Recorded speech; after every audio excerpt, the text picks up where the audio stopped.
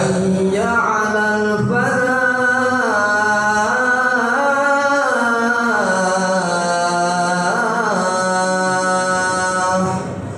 الله أكبر الله أكبر لا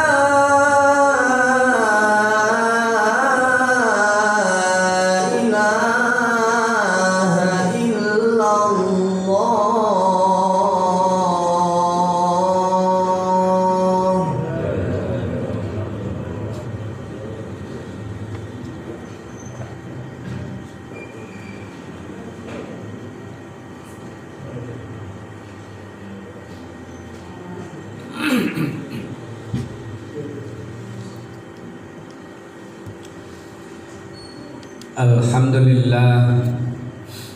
Alhamdulillah bi ni'matihi tatimmus shalihat. Asyhadu an la ilaha illallah wahdahu la syarika lah. Wa asyhadu anna sayyidana wa nabiyyana Muhammadan abduhu wa rasuluh. Allahumma shalli wa sallim wa barik ala sayyidina Muhammadin sayyidis sadat wa ala alihi wa ashabihi ahli sidqi wal karamat. Amma ba'd. Qala Allah Ta'ala bil Qur'anil Azim fa huwa asdaqul qailin. Ya ayyuhalladzina amanu taqullaha haqqa tuqatih wa la tamutunna illa wa antum muslimun. Wa qala ta'ala fi ayatin ukhra ya ayyuhalladzina amanu taqullaha wa qulu qawlan sadida yuslih lakum a'malakum wa yaghfir lakum dhunubakum wa may yuti'illaha wa rasulahu faqad faza fawzan 'azima. Shadaqallahul 'azim. Wa ya ibadallah usikum wa nafsi bi taqwallahi wa ta'atihi faqad fazal muttaqun. Ma'asyiral muslimin, jamaah salatul Jumat yang dirahmati Allah Subhanahu wa taala. Ketika Rasulullah sudah berumur 40 tahun diangkat menjadi Rasul, 13 tahun berdakwah di kota Mekah, berbagai macam tantangan, berbagai macam rintangan telah beliau lihat, telah beliau rasakan. Bahkan dilempar dengan kotoran unta, bahkan sampai dipasang duri-duri di jalan agar terinjak. Setelah itu datanglah perlawanan dari kafir Quraisy yang dipimpin oleh Umayyah bin Hisham atau yang sering kita kenal dengan Abu Jahal, melaksanakan satu pertemuan di dalam satu tempat yang bernama Darun Nadwah yang dibangun oleh kakeknya yang kelima dari Nabi Muhammad, anaknya Abdullah, anaknya Abdul Muttalib, anaknya Hashim, anaknya Abdi Manaf, anaknya Qusay. Qusay lah yang membangun Darun Nadwah ini. Tapi tempat itu dijadikan satu pertemuan yang agendanya adalah bagaimana membunuh Muhammad sallallahu alaihi wasallam. Pada hari Kamis terjadi pertemuan itu, diputuskan saat itu juga, dan eksekusinya langsung malam Jumat. Langsung malaikat Jibril datang kepada Nabi Muhammad, wahai Muhammad, harus hijrah nanti malam. Kenapa? Karena akan terjadi pembunuhan. Langsung Rasulullah SAW memutuskan dengan Sayyidina Abu Bakar Siddiq untuk hijrah. Berangkat pada malam itu, malam Jumat, jam 2 keluar. Saat keluar itulah 12 anak muda hasil pertemuan Abu Jahal sudah menunggu di depan rumah. Terjadilah apa yang kita kenal di dalam surah Yasin. Waj'alna min baini aydihim saddan wa min khalfihim saddan fa'aghshaynahum fahum la yubsirun. Fa'aghshaynahum, kami butakan mereka, 12 anak muda ini. Fahum la yubsirun, mereka tidak bisa melihat. Keluar Sayyidina Muhammad SAW berangkat naik di atas bukit yang bernama Jabal Thur. Saat itu 12 anak muda ini terbang, bangkit dari tidurnya, melek, dia bisa melihat, lalu masuk ke dalam kamar Rasulullah. Dibuka selimutnya, ternyata Ali karramallahu wajhah, bukan Nabi Muhammad. Ditanya di mana Muhammad, ternyata sudah berangkat bersama Sayyidina Abu Bakar Siddiq radhiyallahu anhu. 3 malam berada di gua Jabal Thur, dari malam Jumat, Sabtu sampai malam Ahad, 3 malam. Siapa yang memberikan makanan, yang mengirimkan makanan? Asma binti Abi Bakar Siddiq. 3 hari naik gunung, naik bukit untuk memberikan makanan. Lalu siapakah yang menunggu, yang memberikan informasi? Jangan-jangan terjadi informasi yang penting untuk membawa ke atas, di atas bukit. Abdullah bin Abu Bakar Siddiq. Lalu ada orang yang mengawasi dari depan Jabal Thur itu. Barangkali nanti kafir Quraisy datang lalu memberikan isyarat kepada Nabi yang berada di dalam gua itu. Siapakah? Amir bin Fuhairah. Setelah 3 malam baru berangkat. Siapakah yang memberikan petunjuk jalan? Abdullah ibnu Quraikid. Padahal ini orang Yahudi, tidak Muslim, tapi dialah yang memberikan jalan alternatif untuk keluar dari Jabal Thur, untuk hijrah ke Yathrib yang saat ini menjadi kota Madinah Al-Munawwarah. Jamaah yang dirahmati Allah Subhanahu wa taala, pelajaran apa yang dapat kita ambil? Yang pertama, bahwa kita sebagai manusia penting memiliki teman. Teman ini adalah penting dalam kehidupan kita sehari-hari, karena sesukses apapun kita tidak akan pernah bisa hidup tanpa teman. Rasulullah hidup bersama Sayyidina Abu Bakar membawa seorang teman. Begitu pentingnya. Rasulullah sudah mengatur strategi. Yang tidur di tempat yang menggantikan tempat tidurnya adalah Ali bin Abi Thalib. Yang memberikan makan, yang mengantarkan adalah Asma binti Abu Bakar Siddiq. Yang telah memberikan informasi ke atas adalah Abdullah bin Abu Bakar Siddiq. Yang memberikan pengawasan, yang memberikan petunjuk, memberikan isyarat, memberikan kode adalah Amir bin Fuhairah. Yang mengantarkan keluar mencari jalan alternatif adalah Abdullah ibnu Quraikid. Itu adalah teman yang sudah disusun begitu rapi oleh Rasulullah SAW. Begitulah pentingnya kita teman. Bahkan Syekhul Islam Burhanuddin al-Islam Az-Zarnuji di dalam kitab Ta'limul Muta'allim, beliau memberikan satu petunjuk di dalam sebuah syair yang tercantumnya. Apa katanya di sana? Terdapat dalam sebuah syair, anil mar'i la tas'al was'al an qarini fa innal qarina bil maqarini yaqtadi. Tentang seseorang, cara memilih teman, jangan tanyakan siapa dia, tapi silahkan tanyakan temannya siapa. Kenapa? Fa innal qarina bil maqarini yaqtadi. Karena seorang teman, wataknya, perilakunya, semua yang dilakukannya pasti tidak akan pernah jauh. Anil maqarini yaqtadi. Fa in kana dza syarrin fajannibhu sur'atan. Jika teman itu punya watak yang baik, jika teman itu berwatak tukang bohong, jika teman itu berwatak munafik, jika teman itu berwatak fasik, maka jauhi segera. Fajannibhu sur'atan. Fa in kana dza khairin faqarrinhu tahtadi. Jika teman itu punya watak yang baik, orang yang soleh, sering datang ke majelis taklim, sering sholat berjamaah, sering infak dan sodakoh, faqarrinhu, jemali segera teman yang seperti itu. Tahtadi, maka Anda akan mendapatkan petunjuk dengan teman itu. Itulah pentingnya teman.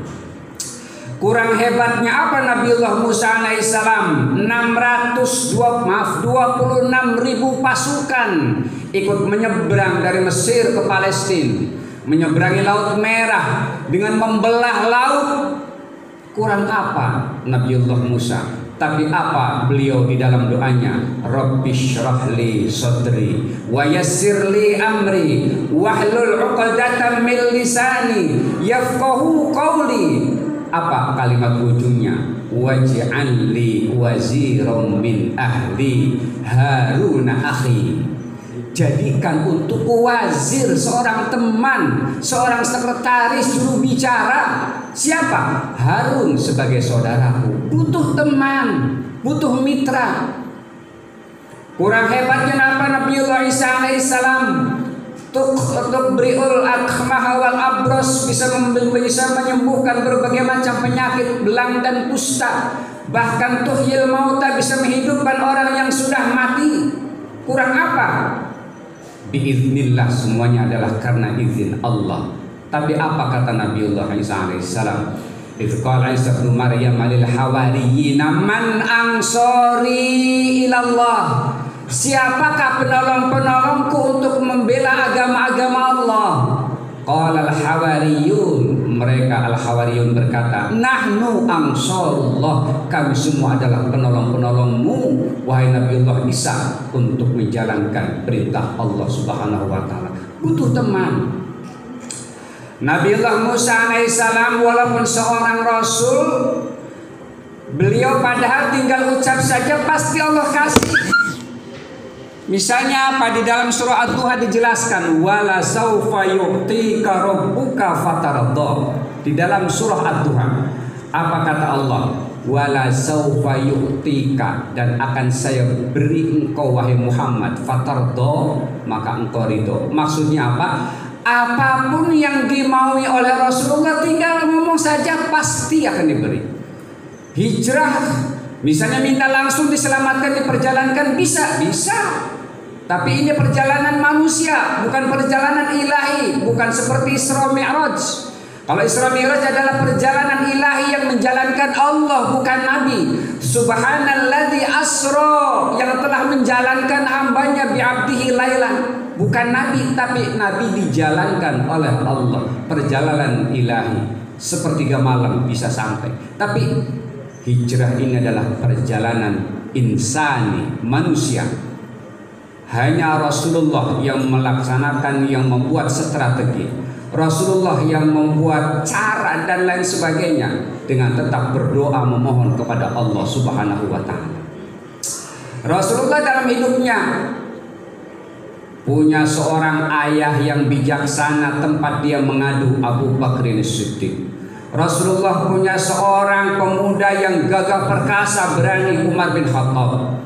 Rasulullah mempunyai seorang anak muda yang kaya dermawan, Utsman bin Affan. Rasulullah mempunyai seorang anak muda yang cendekiawan, yang cerdik, yang pandai, Ali bin Abi Thalib. Rasulullah punya seorang perempuan yang tempat dia mengadu, Khadijatul Kubra, Aisyatul Ridha. Mereka semua butuh teman. Karena itu pilihlah teman yang tepat agar hidup kita akan sukses. Pelajaran yang kedua yang dapat kita ambil adalah Islam menunjukkan mempunyai strategi yang hebat, strategi yang tepat. Rasulullah SAW tidak berarti keluar begitu Bismillah tawakkaltu 'ala Allah tanpa melakukan apa-apa, tidak. Rasulullah sudah menyusun siapa yang menggantikan di tempat tidur, siapa yang mengirimkan makanan, siapa yang memberikan informasi, siapa yang menjadikan nanti petunjuk di jalan, sudah semua strategi. Makanya Ali bin Abi Thalib, walaupun ini kalimat ini adalah khilafiyah, ada yang mengatakan dari Ali karamallahu wajhah, apa kata-katanya? Al-haqqu bila nizam yadlibuhul batil binizam. Kebenaran yang tidak dimanage dengan baik, kebenaran yang tidak terorganisir dengan baik, maka bisa dikalahkan dengan kebatilan, kejahatan yang dimanage dengan baik, yang diorganisir dengan baik. Kita pernah barangkali menyaksikan di televisi, orangnya sudah berada di sel tahanan narkoba. Saat polisi menangkap beberapa gembong narkoba, ternyata siapa yang mengendalikan? Di dalam sel. Luar biasa manajemen yang begitu baik. Kenapa? Punya cara, punya strategi. Sekarang apa yang sudah kita lakukan untuk memanage, untuk mengatur keluarga kita agar keluarga kita selamat dari api neraka? Hu anfusakum wa ahlikum nar. Jagalah dirimu dan juga keluargamu dari api neraka. Perlu aturan, perlu dimanage. Anak kita akan menjadi apa? Sekolahnya di mana? Diarahkan kemana? Ilmu apa yang akan dia pahami? Harus dimanage dengan baik. Barangkali sekarang nih putra-putri kita begitu mendapatkan ujian yang luar biasa, dampaknya berbagai macam cara, lebih canggih. Dunia sudah berada di genggamannya, informasi apapun ada.